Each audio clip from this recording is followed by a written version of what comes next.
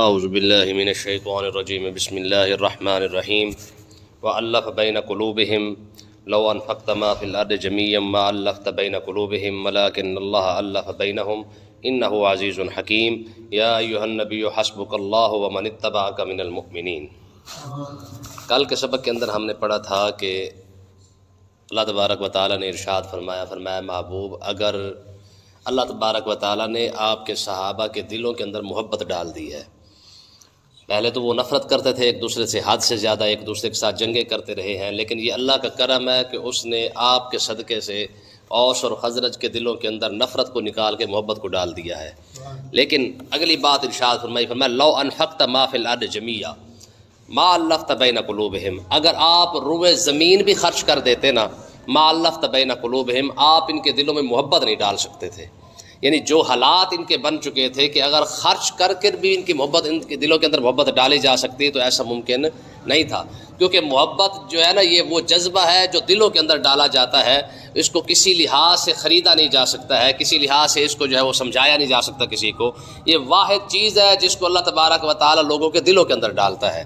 میں رہا مسئلہ خرچ کرنے کا، اگر کوئی شخص یہ سمجھتا ہے کہ کسی کو پیسے دے کر اس سے محبت کروا لے گا، طاقت کے بل بوتے پر محبت کروا لے گا، تو فرمایا ایسا ممکن ہے ہی نہیں۔ لو انفقت ما فی الارض جمیعا، فرمایا محبوب رہا مسئلہ محبت کا، اگر خرچ کرنے سے محبت آتی کہ لوگ پیسے دے کر کسی سے محبت کروا لے، تو پھر دنیا کے ہر امیر سے لوگ محبت نہ کرتے، تو ایسا ممکن ہی نہیں ہے۔ خوشامد کر لیں گے لیکن امیر سے محبت نہیں کرتے۔ خوشامد کرنے کی کیا بات ہے، وہ خوشامد ٹولہ ہوتا ہے، وہ خوشامد کرتا رہتا ہے لیکن محبت نہیں کرتے ہیں۔ ہاں، اللہ تبارک و تعالیٰ کے یہ کرم نوازی ہے کہ رب جس کو اس بارے میں چاہتا ہے اس کی محبت لوگوں کے دلوں میں ڈال دیتا ہے۔ یہ حدیث پاک ہے، فرمایا کہ جب اللہ تبارک و تعالیٰ کسی بندے سے پیار کرتا ہے نا، محبت کرتا ہے، تو پھر جبریل علیہ السلام کو حکم دیتا ہے، فرمایا جبریل میں فلانے بندے سے پیار کرتا ہوں، تو بھی اس سے پیار کر۔ پھر جبریل علیہ السلام اس سے پیار کرنے لگ جاتے ہیں۔ پھر اللہ تبارک و تعالیٰ فرمایا جبریل میں بھی پیار کرتا ہوں، تو بھی پیار کرتا ہے، آسمان والوں کو کہہ دے کہ سارے کے سارے اس فلانے بندے سے پیار کریں۔ پھر آسمان کے اندر اس بندے کی محبت ڈال دی جاتی ہے، پھر آسمان والے اسے پیار کرنے لگ جاتے ہیں۔ پھر اللہ تبارک و تعالیٰ اس کی محبت کو زمین پر نازل فرماتا ہے۔ یہ الفاظ ہے، محبت کو اتارتا ہے، باقاعدہ لوگوں کے دلوں کے اندر ڈال دیتا ہے۔ تو پھر فرمایا پھر زمین والوں کو جبریل علیہ السلام ارشاد فرماتے، فرمایا زمین والوں، اللہ بھی فلانے بندے سے پیار کرتا ہے، میں بھی فلانے بندے سے پیار کرتا ہوں، آسمان کے سارے فرشتے اس سے پیار کرتے ہیں، فلہذا زمین والوں تم بھی اسی بندے سے پیار کرو۔ فرمایا پھر اللہ تبارک و تعالیٰ کے حکم سے جناب جبریل جب اعلان کرتے ہیں تو زمین میں رہنے والے لوگوں کے دلوں کے اندر اللہ تبارک و تعالیٰ اس بندے کی محبت ڈال دیتا ہے اور اس سے محبت کرنا شروع کر دیتے ہیں۔ ٹھیک ہے، تو حضرت امام مجاہد رحمۃ اللہ علیہ، آپ ایک شخص سے ملے، ہاتھ ملایا، ہاتھ ملانے کے بعد تھوڑی دیر ہاتھ ہلایا اور ہلانے کے بعد فرمایا کہ جو شخص، اگر دو شخص اللہ تبارک و تعالیٰ کی رضا کی خاطر آپس میں ملیں اور ہاتھ ملائیں، اور ہاتھ ملا کر جب ہاتھ چھڑاتے ہیں نا، ابھی ان کے ہاتھ ایک دوسرے سے جدا نہیں ہوتے، اللہ تعالیٰ پہلے ان کے گناہوں کو معاف فرما دیتا ہے۔ تو اس بندے نے کہا جی اتنی سی بات پر؟ تو امام مجاہد نے کہا تو اس کو اتنی سی بات کہتا ہے، تو اس کو عام سمجھتے ہیں کہ کوئی چھوٹی موٹی بات ہے؟ یہ وہ چیز ہے جو اللہ تبارک و تعالیٰ خود نازل فرماتا ہے محبت کو، وگرنہ کسی کے دل کے اندر کسی کی محبت نہیں آتی ہے۔ آپ دیکھیں نا، کوئی بندہ کسی سے پیار کرتا ہے، سوال ہی پیدا نہیں ہوتا ہے۔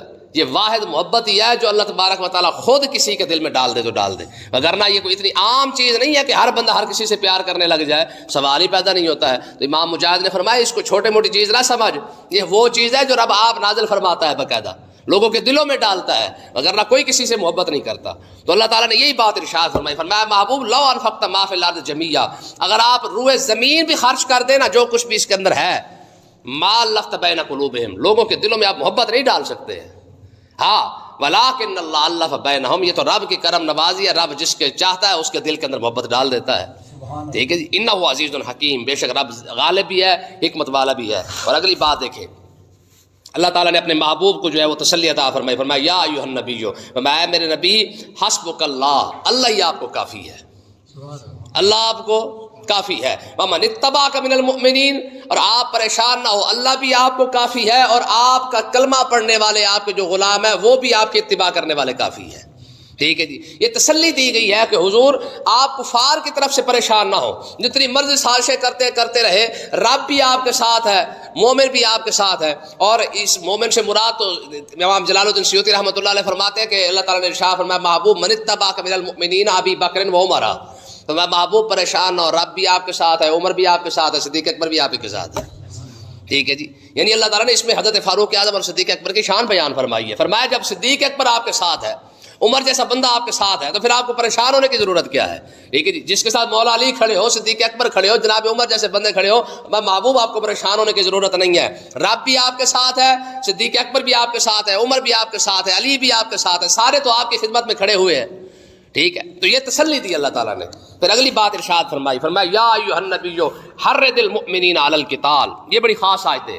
ٹھیک ہے جی، اللہ تعالیٰ نے ارشاد فرمایا اے میرے محبوب حرض المؤمنین علی القتال، جہاد کے بارے میں مومنوں کو حرص دلوائیں، رغبت دلائیں، انہیں جہاد کی فضیلت سنائیں، انہیں بتایا کہ شہادت کوئی ایسی چھوٹی موٹی چیز نہیں ہے، مرنے کے بعد تمہاری جان نہیں ضائع ہو جائے گی، جب اگر تم اللہ کی راہ میں شہید ہو بھی گئے تو رب تمہیں اس سے اچھی زندگی عطا فرما دے گا. ٹھیک ہے جی، جہاد کی ان کی فضیلت بتائیں، انہیں بتائیں کہ حرم کے اندر سجدہ کرنے کے سے بہتر ہے کہ جہاد کی صف میں کھڑا ہو جائے، جہاد کی صف میں ایک لمحہ کھڑا ہونا حجر اسود کے پاس سجدہ کرنے سے زیادہ افضل اور اعلیٰ ہے. انہیں جہاد کی فضیلت بتائے تاکہ انہیں پتہ چلے کہ اگر جنت میں جانے کا شارٹ کٹ کوئی رستہ ہے تو وہ جہاد ہے. ٹھیک ہے، اگر کوئی جنت میں سیدھا جانا چاہتا ہے نا، ڈائریکٹ، بغیر کسی حساب کتاب کے، بغیر کسی قیامت کا انتظار کیے، فرمایا وہ اس کا ایک ہی حل ہے، وہ یہ ہے کہ وہ سیدھا جہاد کے اندر آ جائے. فرمایا جہاد واحد وہ راستہ ہے، نہ جنت کا نہ قیامت کا انتظار کرنا پڑے گا، نہ موت کا انتظار کرنا پڑے گا، جیسے ہی روح قبض ہوگی فوراً جنت کے نعمتیں اللہ تعالیٰ عطا فرما دے گا. جنگ احد کے موقع پر غالباً سعد بن ابی وقاص تھی یا کوئی اور، سعد بن معاذ تھی یا کوئی اور صحابی رسول تھے. ٹھیک ہے جی، انہیں آقا علیہ الصلوۃ والسلام کے پاس انہوں نے پیغام بھجوایا، اپنے آخری الفاظ تھے، ان کے آخری لمحات تھے ان کے. انہوں نے کہا تھا آقا علیہ الصلوۃ والسلام کو جا کے میرا پیغام دینا کہ یا رسول اللہ، آپ نے جو وعدہ ہمارے ساتھ کیا تھا نا، وہ اللہ تعالیٰ نے سچا کر کے دکھایا ہے. کون سا وعدہ تھا؟ کہا جی میں ابھی سے اسی پہاڑ کی جو ہے وہ جناب والا سائڈ سے جو ہے وہ جنت کی خوشبو ابھی سے محسوس کر رہا ہوں. تو انہیں بتائیں کہ جہاد کوئی ایسی چھوٹی موٹی چیز نہیں ہے جس سے یہ ڈرتے پھرتے ہیں کہ یار مارے ہی نہ جائے. ٹھیک ہے جی، تلوار آ گئی تو کیا بنے گا، گردن کٹ گئی ہے، بازو کٹ گیا تو کیا ہوگا. فرمایا گھبرانے کی ضرورت نہیں ہے، دنیا جہان کے اندر جہاں کسی کو کانٹا بھی لگ جائے تو اسے درد ہوتا ہے. فرمایا جہاد کے اندر کھڑے ہو کے تمہیں تلوار بھی لگ گئی تو ایک چوٹی سے زیادہ درد نہیں ہونے دوں گا. کتنی بڑی نعمت ہے. یا ایھا النبی حرض المؤمنین علی القتال، اے محبوب انہیں جہاد کی فضیلت بیان کریں، انہیں رغبت دلائیں کہ جہاد کیا ہے. رب سے ملنے کا، رب کے دیدار کا شارٹ کٹ راستہ جہاد ہے، جنت کی خوشبو سونگنے کا شارٹ کٹ راستہ جہاد ہے. حدیث پاک کے اندر آتا ہے میں قیامت کے دن کچھ لوگ قبر سے اٹھیں گے سیدھا ڈائریکٹ جنت کے دروازے پر. ان سے جنت کا فرشتہ پوچھے گا، کہا میاں کیسے؟ کہا جی بس حکم یہی تھا کہ قبر سے اٹھو اور سیدھا کیا کرو، جنت میں چلے جاؤ. کہا میزان؟ کہا پتہ کوئی نہیں. کہا وہ جو پل صراط؟ کہا وہ اس کا بھی پتہ کوئی نہیں. کہا کوئی حساب کتاب؟ کہا ہمیں حساب کتاب کا بھی پتہ کوئی نہیں، ہمیں تو بھائی یہی حکم ہی تھا. ٹھیک ہے کہ اٹھو اور سیدھا جنت کے دروازے پہ. تو پوچھا جائے گا تم ہو کون کہ نہ حساب کتاب کا پتہ، نہ میزان کا پتہ، نہ پل صراط کا، نہ کسی چیز کا پتہ ہی کوئی نہیں ہے، سیدھا ڈائریکٹلی جنت کے اندر آ گئے. تو کہا تمہیں پتہ نہیں ہے کہ ہم مجاہدین میں سے ہیں. سبحان اللہ. ٹھیک ہے، یہ چیز ہے جس کا پہلا قطرہ گرتے ہی سارے گناہ معاف ہو جائے، یہ جہاد کی فضیلت ہے. ٹھیک ہے نا جی. ہاں، یا عابد الحرمین لو ابصرتنا فعلمت فی العبادات انک تلعب.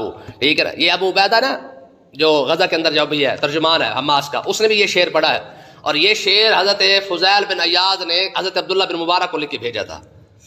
ٹھیک ہے نا جی، یا عبداللہ بن مبارک نے فضیل بن عیاض کو لکھ کے بھیجا تھا، یا فضیل بن عیاض نے عبداللہ بن مبارک کو لکھ کے بھیجا تھا. تو ان میں سے ایک شخص جہاد میں تھا اور دوسرا حرم کے اندر تھا. اس نے شعر لکھ کے بھیجے، کہا یا عابد الحرمین لو ابصرتنا. فرمایا حرم کے اندر سجدے کرنے والے، یاری تھی نا آپس میں، یہ شعر لکھ کے بھیجا. فرمایا یا عابد الحرمین لو ابصرتنا، میں حرم کے اندر سجدہ کرنے والے تو اگر ہمیں دیکھ لینا فعلمت فی العبادات انک تلعب، تجھے ایسے لگا کہ تو عبادت کے ساتھ کھیل ہی رہا ہے، اصل مزہ تو ہم جہاد کے اندر لے رہے ہیں. تو رکوع اور سجدے کے اندر ویسے مزے خام خواہ کھیل ہی رہا ہے. اگر اصل مزہ لینا ہے نا، رب کے دیدار کی جھلک لینی ہے تو پھر ادھر آ، تلوار اٹھا اور کھڑا ہو کے دیکھ. ٹھیک ہے جی. پھر تجھے پتہ چلے گا کہ جناب حرم کے اندر سجدہ کرنے کا مزہ آتا ہے یا میدان جنگ کے اندر کھڑے ہو کے اس کی بارگاہ مقدس میں اس کے نظارے کرنے کا مزہ آتا ہے. ٹھیک ہے. تو اللہ تعالیٰ نے ارشاد فرمایا محبوب انہیں جہاد کی فضیلت بیان کرے. دیکھیں نا جی، اگر آج جہاد کی فضیلت اس طرح بیان کی جاتی تو یہ قوم کبھی بزدل نہ ہوتی. ٹھیک ہے. جنگ وہ جو لگی نا جنگ یرموک کے اندر آپ کو پتہ ہے پھر ابھارنے کے لیے جو خطبے کیے جاتے، تقریریں کی جاتی ہیں تاکہ مجاہدین کے اندر جوش اور جذبہ پیدا ہو.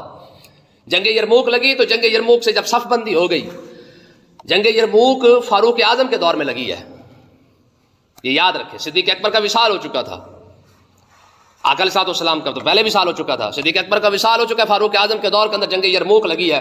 تو جنگ یرموک کے اندر سارے صحابہ کرام صف بنا کے کھڑے ہیں، مجاہدین سارے صف بنا کے کھڑے ہوئے تھے. حضرت ابو سفیان رضی اللہ تعالیٰ عنہ یہ بھی صف کے اندر کھڑے تھے. خالد بن ولید نے خطبہ دیا، ابو عبیدہ بن جراح نے خطبہ دیا، سارے بڑے خطبے دیے، جنت کی فضیلتیں، رب کا دیدار، انعامات، سارا کچھ بیان کیا.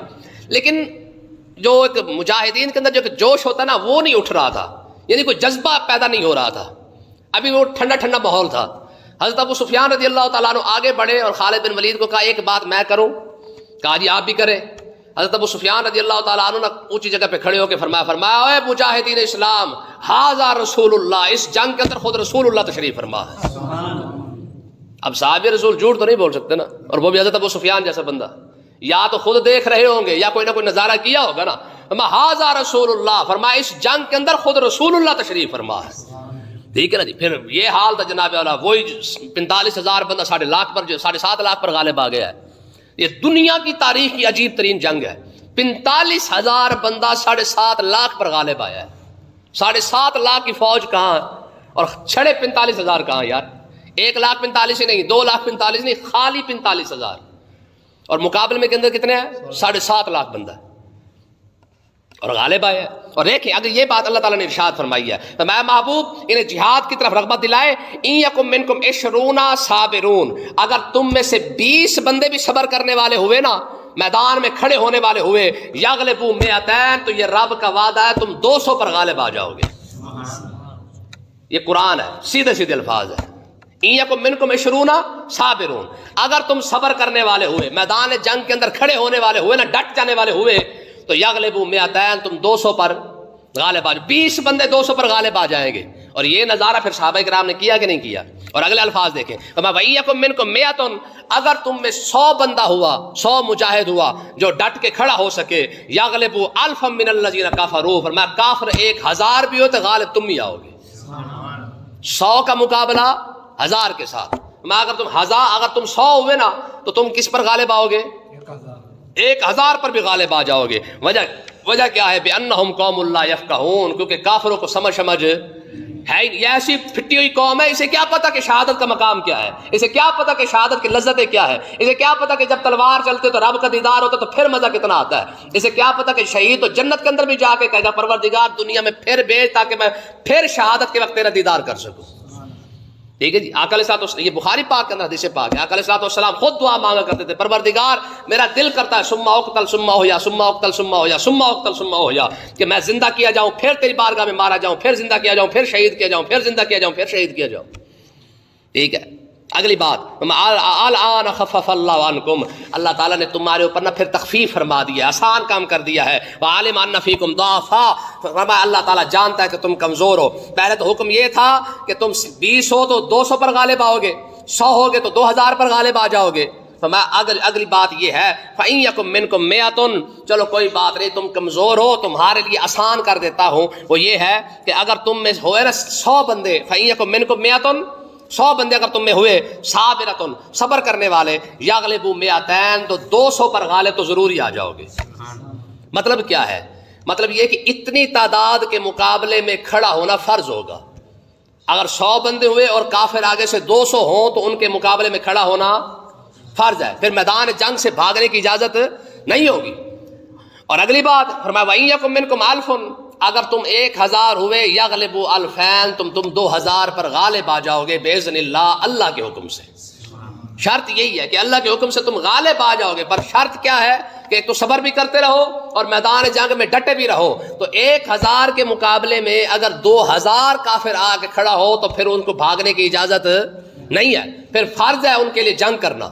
ہاں پھر ان کے لیے کوئی بہانہ نہیں ہے. واللہ مع الصابرین، اللہ تعالیٰ صبر کرنے والوں کے ساتھ ہے. تو یہ اللہ تبارک و تعالیٰ نے ایک اصول بیان فرمایا، تعداد بیان فرما دی ہے.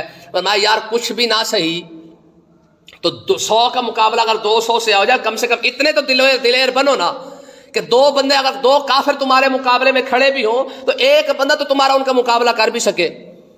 یہی جنگ یرموک کی بات دیکھیں، 60,000 پہلا جو مقدمۃ الجیش جو تھا نا، پہلا یعنی پہلا حصہ جو لڑنے کے لیے آیا نا کفار کی طرف سے، 7.5 لاکھ فوج میں سے 60,000 بندہ لڑنے کے لیے آیا. تو خالد بن ولید اور ابو عبیدہ بن جراح نے مشورہ کیا کہ وہ 60,000 بندہ جو آ رہا ہے ان کے مقابلے میں ہم کتنے بھیجیں گے؟ تو خالد بن ولید نے کہا 30 بندے بھیج دو. کتنے؟ یہ کلخانی کھانے نہیں جا رہے تھے، چاول کھانے نہیں جا رہے تھے، میدان جنگ ہے. ٹھیک ہے، جان دینے جا رہے تھے. یہ میدان جنگ ہے اور آگے اسلحے سے لیس ہے اور آگے کوئی کھلونے نہیں کھڑے تھے یا پلاسٹک کے بندے نہیں تھے. لیکن جرات اور ہیبت دیکھیں، ان کا روب اور دبدبہ دیکھیں. یار رب کی ذات پر بھروسہ کتنا بڑا ہے. آگے سے 60,000 بندہ آ رہا ہے، خالد بن ولید کیا کہہ رہے ہیں؟ 300 ہی کہہ دیتے، 3,000 ہی کہہ دیتے. یار 60,000 کے مقابلے میں 3,000 ہی کہہ دیتے. لیکن نہیں 30 بندے ہی بھیج دو. حضرت ابو عبیدہ بن جراح نے کہا نا یہ بہت تھوڑے ہیں. کہا جی پھر تسی دسو. کہا جی چلو 60 لے جاؤ. سوچ سکتے یار کوئی بندہ، یہ مسلمانوں کی تاریخ ہے اور سچ ہے یہ بات. امام واقدی رحمۃ اللہ علیہ نے پورا لکھا ہے اس کے اوپر فتوح شام کے اندر. کہا امام حضرت ابو عبیدہ بن جراح نے کہا کہ خالد 30 نہ لے جا، 60 چلو کم سے کم لے جا. تو 60,000 کے مقابلے میں 60 بندے، یعنی ایک کے مقابلے میں 1,000 بندہ تھا. تو حضرت ابو عبیدہ بن جراح نے 60 بندے جب دیے نا خالد بن ولید کو، نے کہا خالد بن ولید کہنے لگے جی یہ بہت زیادہ بندے دے دیے ہیں آپ تو خطے خیرہ نے. تو اور وہ واقعی پھر وہی ہوا. اسی 60 بندے نے 60,000 کو آگے لگا کے پوری جنگ کو جیتا ہے. جنگ یرموک کے اندر یہ 60 بندوں نے 60,000 کو آگے لگایا تھا. سوچ سکتے ہیں. اور 50,000 سے زیادہ بندہ امام واقدی رحمۃ اللہ علیہ نے لکھا ہے مسلمانوں کے خالی روب اور خوف کی وجہ سے نہر کے اندر چھلانگیں لگا دی تھی. پیچھے نہر تھی، بڑی کھائی تھی پوری.